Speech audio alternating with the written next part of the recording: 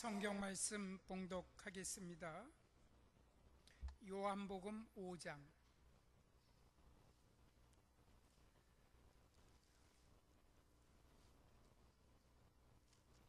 요한복음 5장 2절부터 18절 말씀입니다.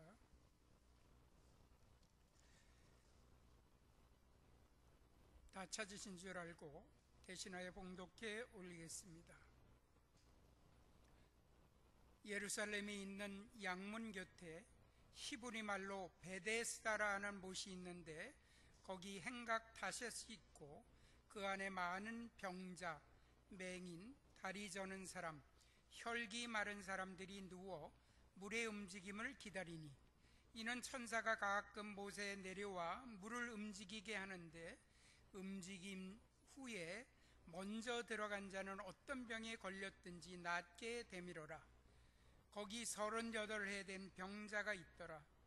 예수께서 그 누운 것을 보시고 병이 벌써 오래된 줄 아시고 이르시되 내가 낫고자 하느냐? 병자가 대답하되 주여 물이 움직일 때 나를 못에 넣어주는 사람이 없어 내가 가는 동안에 다른 사람이 먼저 내려가나이다. 예수께서 이르시되 일어나 네 자리를 들고 걸어가라 하시니 그 사람이 곧 나아서 자리를 들고 걸어가니라. 이날은 안식일이니 유대인들이 병 나은 사람에게 이르되 안식일인데 내가 자리를 들고 가는 것이 옳지 아니하라 하니라. 대답하되 나를 낫게 한 그가 자리를 들고 걸어가라 하더라 하니 그들이 묻되 너를 자리를 들고 걸어가라 한 사람이 누구냐 하되 고침을 받은 사람은 그가 누구인지 알지 못하니 이는 거기 사람이 많으므로 예수께서 이미 피하셨음이라. 그 후에 예수께서 성전에서 그 사람을 만나 이르시되 보라 네가 나았으니 더 심한 것이 생기지 않게 다시는 죄를 범하지 말라 하시니 그 사람이 유대인들에게 가서 자기를 고친 이가 예수라 하니라. 그러므로 안식일에 이런 일을 행한다 하여 유대인들이 예수를 박해하게 된지라. 예수께서 그들에게 이르시되 내 아버지께서 이제까지 일하시니 나도 일한다 하시매 유대인들이 이로 말미암아 더욱 예수를 죽이고자 하니 이는 안식일을 범할 뿐만 아니라 하나님을 자기의 친아버지라 하여 자기를 하나님과 동등으로 삼으심이로라. 아멘. 오늘은 유난히 같이 예배하게 된 행복한 사람들이 여러분 있어요, 그죠? 예, 우리 백미옥 권사님이 수술하고 보조기구를 이렇게 하시고 참석해 주셨고, 우리 또 주영준 권사님이 중국에서 어제 오셔가지고 같이, 또 우리 황치환 권사님이 오랜만에 같이 오셔서 예배드리고, 우리 주명호 집사님도 꽤 오랜만에 우리 교회에서 같이 예배하는 그런 식. 위가 제가 지금 조명 때문에 잘 안 보여서 어찌됐든 같이 예배하는 그런 그 행복함이 우리에게 있는 줄로 믿습니다.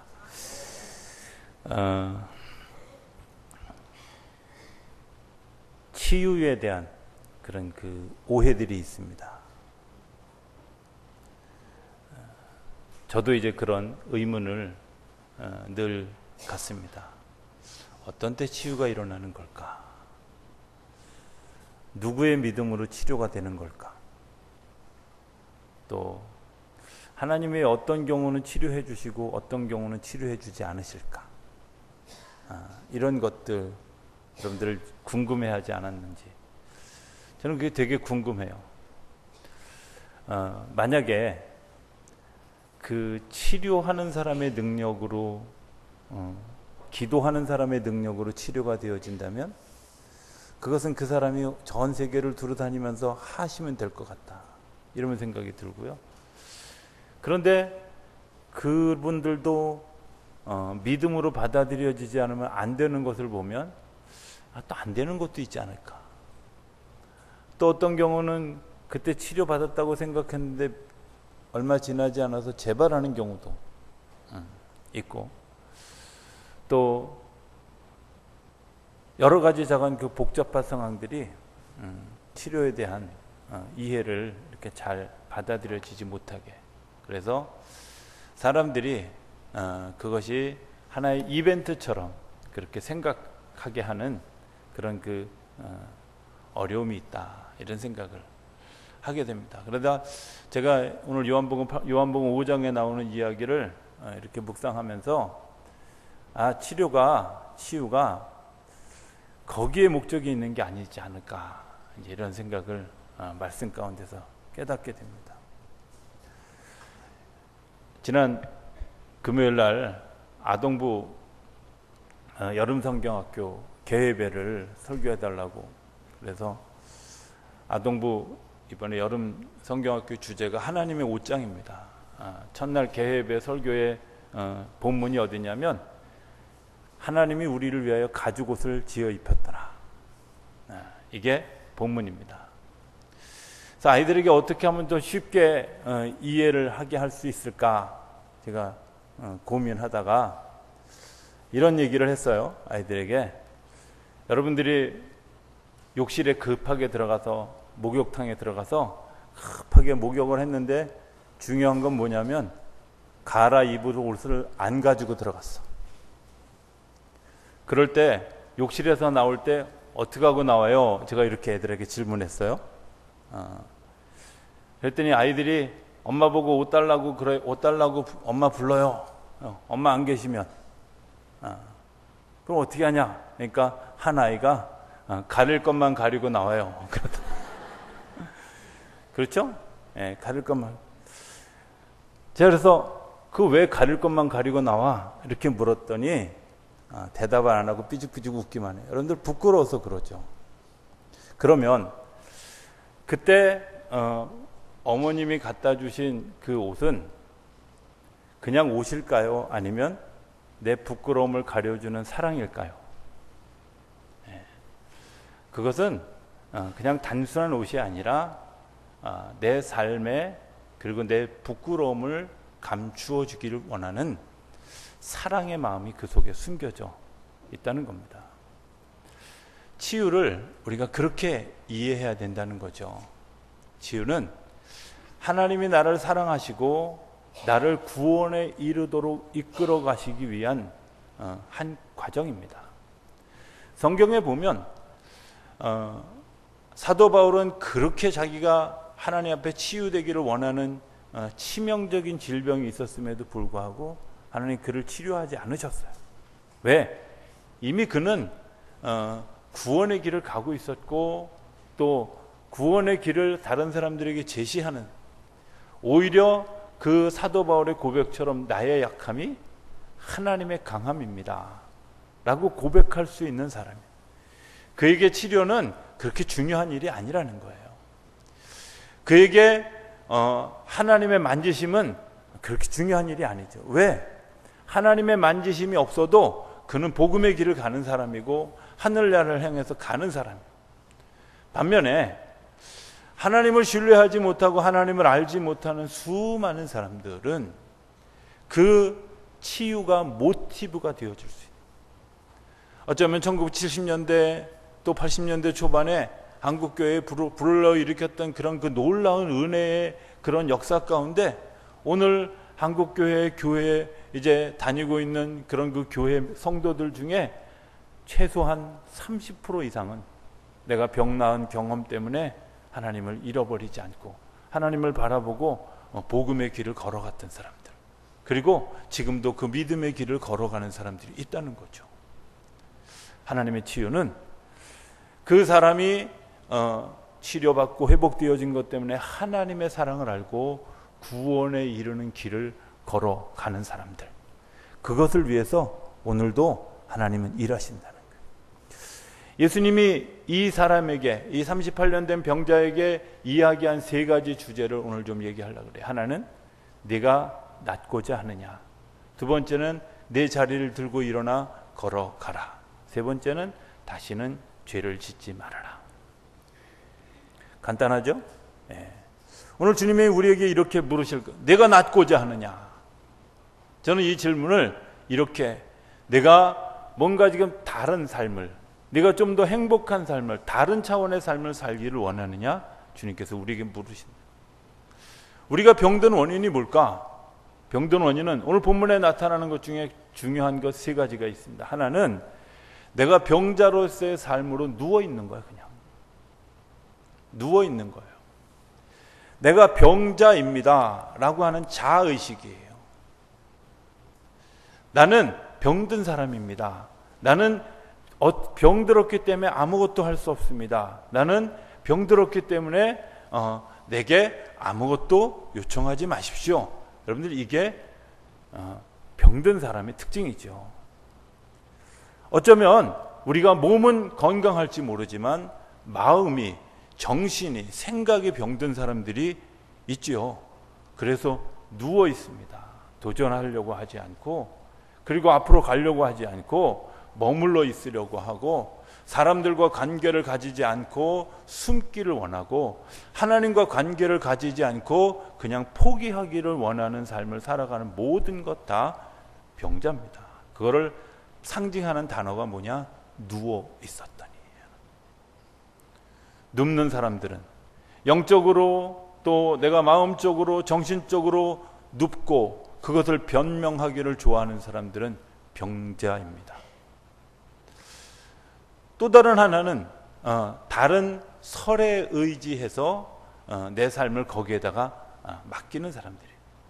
오늘 본문에 나오는 그 5장 3절 중반쯤에 보면 가로가 쳐 있어요. 물의 움직임을 기다리니 이는 천사가 가끔 못에 내려와 물을 움직이게 하는데 움직임 후에 먼저 들어가는 자는 어떤 병에 걸렸든지 낫게 되미로라.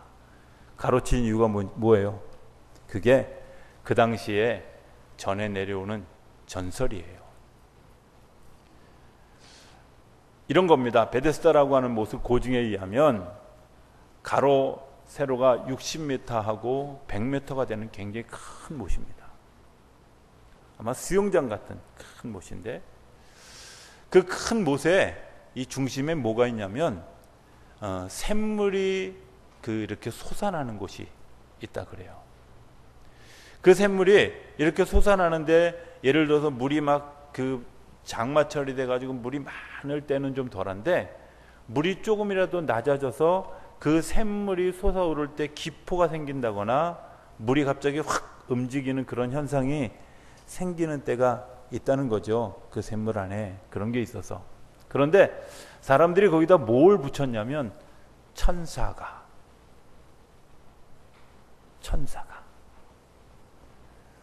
오늘 우리들이 많이 사용하는 용어 중에 하나가 이런 거죠.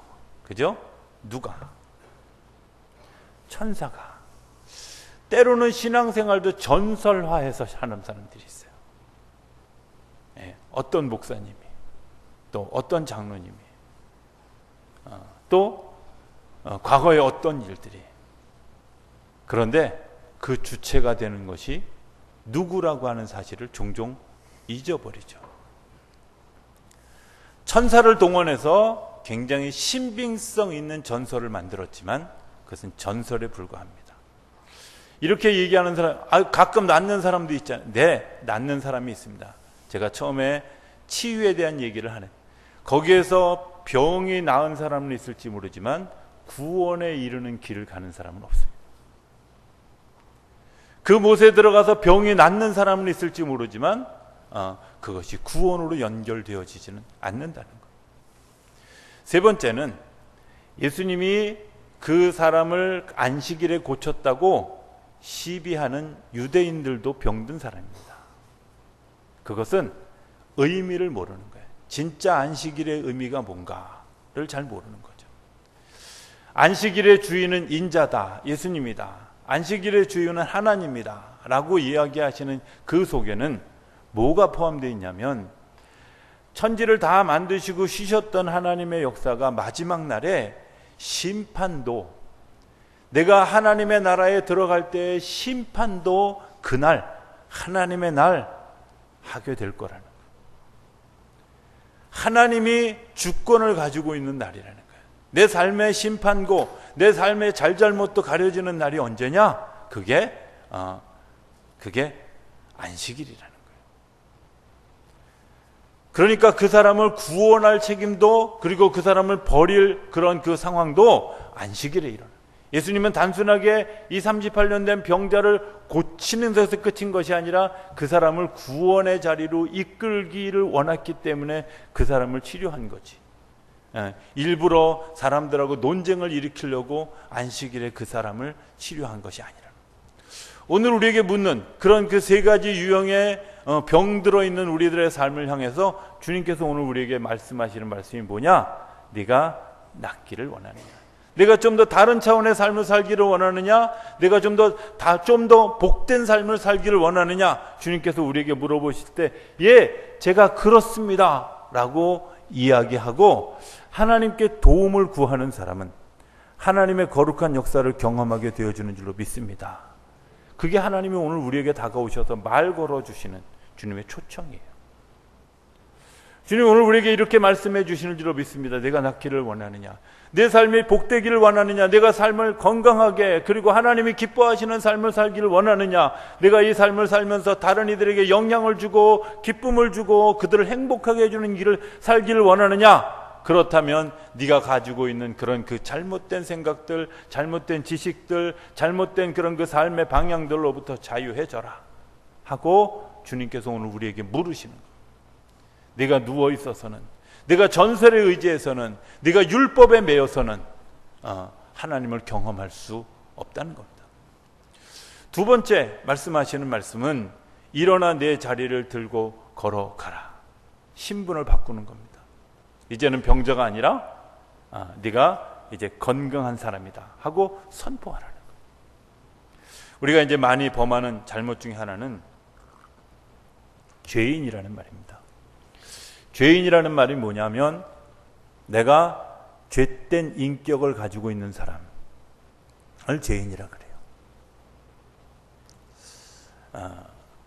만약에 우리가 쓰는 용어를 그냥 그대로 대입해서 보면 여러분들과 죄를 짓고 형무소에 수감되어 있는 사람들과 같은 신분이에요. 죄인이라는 말은 내 퍼스널 그 개인적인 인격이 죄의 물체라는 거예요. 여러분들 죄인이십니까? 아니잖아요.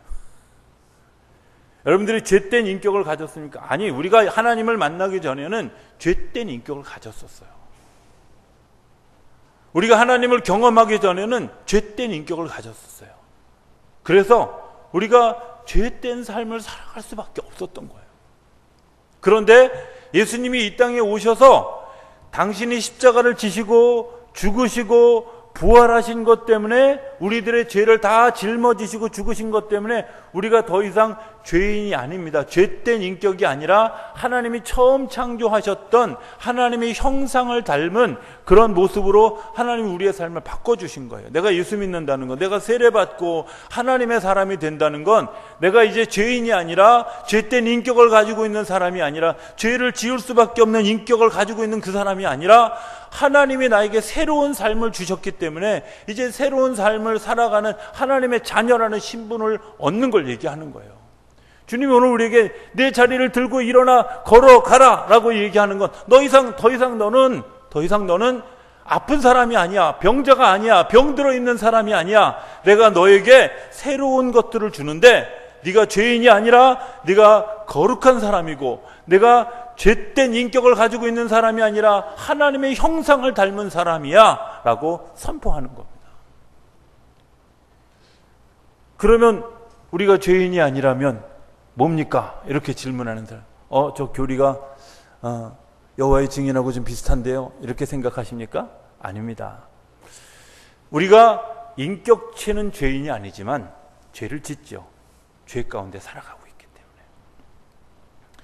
사람들하고 살면서 때로는 거짓말도 해야 되고 때로는 자기 의의를 드러내야 되기도 하고 때로는 욕심도 부리고 이런 삶을 살면서 우리가 죄를 짓습니다. 여러분들 그 죄를 짓는다는 것은 내가 하나님의 거룩한 사람이 되고 나서 죄로 내 가슴속까지 무장하는 게 아니라 죄의 때를 입은 거예요.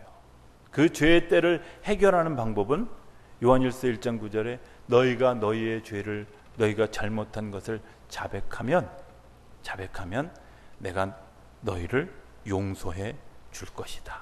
그 죄를 사해 줄 것이다. 이거하고 똑같습니다. 어느 집에 양자를 드렸습니다.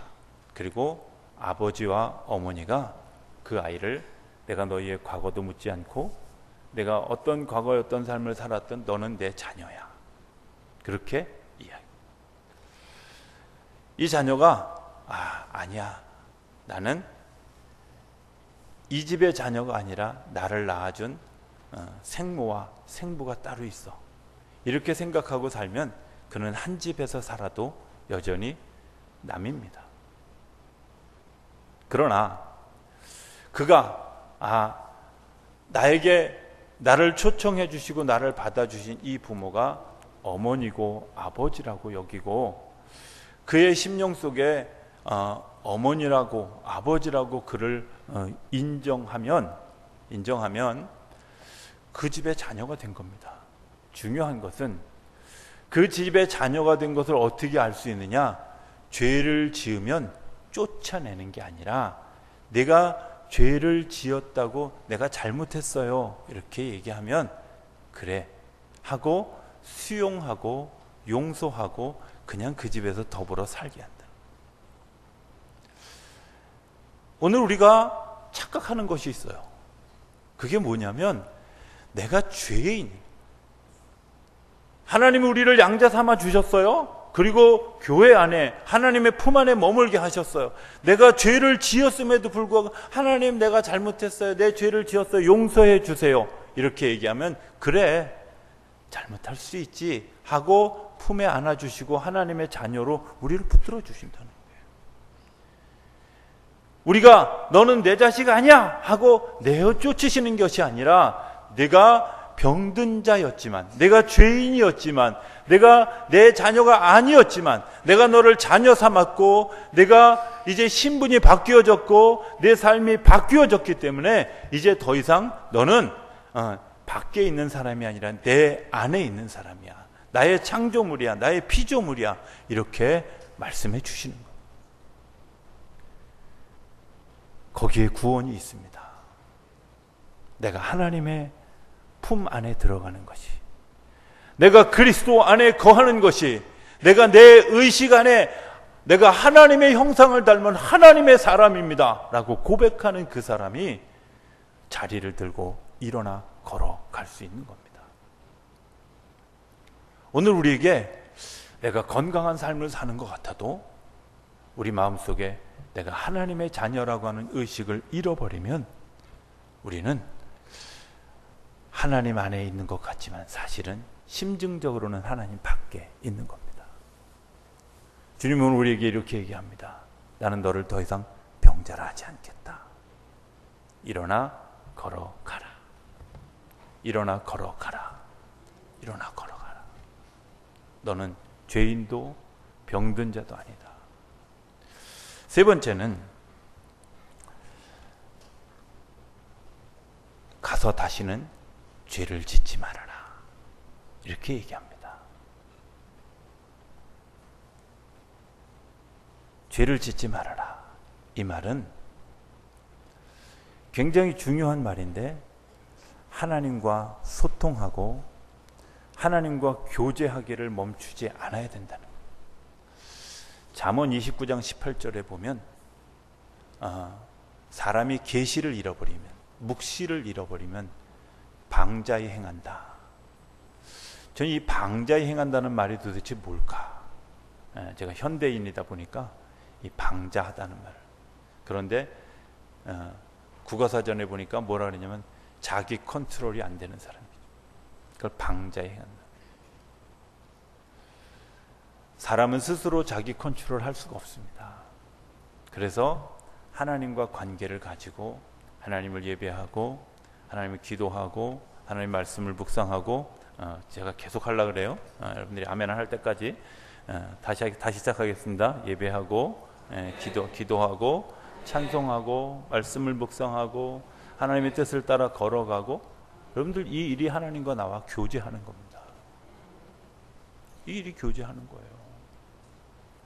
이 교제가 끊어지면 통제권을 잃어버려요. 내가 삶을 살면서 원칙이 뭔지, 어떤 삶을 살아야 되는지, 그리고 어떤 사건 속에서 그 의미를 이해할 수 없는 삶의 모습으로 살아가게 된다. 다른 성경에 보면 유대인들이 표적을 구했다. 예수님에게 이적을 보여달라. 이렇게 와서 이야기하는 사람들이 있어요. 예수님이 그들에게 뭐라고 얘기하냐면 너에게 많은 이적을 이미 보여줬거늘 너희들이 무슨 표적을 구하느냐. 내가 너희들에게 보여줄 수 있는 표적은 요나의 표적밖에 없다. 이렇게 얘기합니다. 요나의 표적이 뭐냐면 뱃속에 들어갔다가 다시 살아나는, 우리가 정말 구해야 되는 영원한 표적이 무엇일까? 내가 죽었으나 살아나고, 내가 죄로 인하여서 죽었으나 의로 살아나는 구원의 역사를 경험하는 것, 그것이 표적이라는 겁니다. 내가 단순하게 어떤 분에게 기도를 받았는데 내 병이 치료되어졌어. 구원의 시작입니다. 내가 어떤 집회에 갔는데 기도하다 쓰러졌어. 여러분들 구원의 시작입니다. 어느 날 내게 말씀이 들려졌어. 여러분들 구원의 시작입니다. 내가 하나님을 느꼈어. 구원의 시작입니다.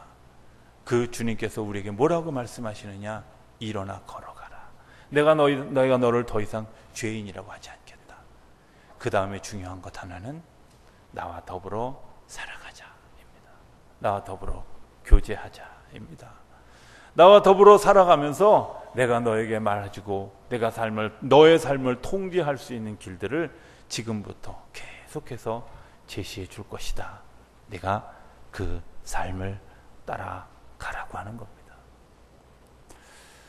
수련의 계절들을 지내고 있습니다. 저는 이 7, 8월이 굉장히 의미 있는 시간들이라고 믿습니다. 왜냐하면 계절적으로는 자기 몸매가 다 드러나는 시간이 여름이잖아요. 다 벗잖아 일단. 그죠? 더우니까 다 벗. 자기 모습이 고스란히 드러나는 시간입니다. 어쩌면 그것은 자기를 볼 수 있는 시간. 한계를 만나는 시간이기도 합니다. 무기력해서 더 이상 무엇을 할 수. 여러분들 경험했겠지만 지난 한 주간은 정말 너무 더워서 견딜 수 없는. 제가 한 해 필리핀에 갔다가 42도를 경험한 적이 있어요. 별로 놀라지도 않아요, 그죠? 42도. 우리 체온이 36.5도인가 그런데 이 도수를 넘어가면, 이 온도를 넘어가면 사람이 숨 쉬는데 굉장히 곤란함을 느낀다 그래요. 근데 42도. 어마어마한 날씨를 경험하면서 아무것도 할 수 없는 나를 발견. 그 한계를 우리가 만났을 때 우리가 무엇을 할 수 있을까? 잘 참아야지? 아닙니다. 하나님의 도우심을 구하시고 그 하나님의 도우심으로 이겨가는, 하나님의 도우심으로 견뎌가는, 그리고 하나님의 도우심으로 승리하게 하는 하나님의 역사를 기대해야 한다고 하는 겁니다. 마태복음 24장의 이야기를 전하고 설교를 마치려고 합니다. 마태복음 24장에 보면 끝까지 견디는 자는 마지막 날에 환난을 이긴다. 이렇게 얘기합니다. 그런데 그 끝까지 견디는 자 앞에 뭐가 있냐면 하나님의 이름을 부르고 하나님께로 나아오는 사람만이 구원에 이른다는 거예요. 내가 내 인내력으로 견딜 수 있는데 한계가 있어요. 그 한계 너머에서 주님이 오늘 우리에게 다가오셔서 뭐라고 말씀하시냐? 내가 이 한계를 넘기를 원하느냐? 이렇게 질문하시고요. 일어나 걸어가라. 그리고 그곳에서 나와 교제하자. 내가 또 다른 한 걸음을 밟고 넘어가게 할 것이다. 약속해 주신다고 하는 겁니다. 저는 우리 성도님들이 여름의 한계를 넘어가면서 하나님의 거룩한 일들을 경험할 수 있게 되기를 바랍니다. 그리고 그것 때문에 하나님이 주시는 복된 삶을 살아가는 놀라운 역사가 저와 여러분들의 삶 가운데 일어나게 되기를 주의 이름으로 축원합니다. 기도하겠습니다. 저희들을 사랑하시는 아버지 하나님, 저희들에게 네가 낫기를 원하느냐? 일어나 걸어가라 선포해 주신 것을 감사합니다. 이제 다시는 죄를 짓지 않는, 주님과 기도하고 예배하고 주님의 말씀을 묵상하고 찬송하고 그리고 섬기며 살아가는 우리의 삶을 살아가는 것 때문에 하나님의 지속적인 교제를 이루어가는 우리 모두의 삶이 되어줄 수 있도록 축복하여 주시옵소서. 예수님의 이름으로 기도드립니다. 아멘.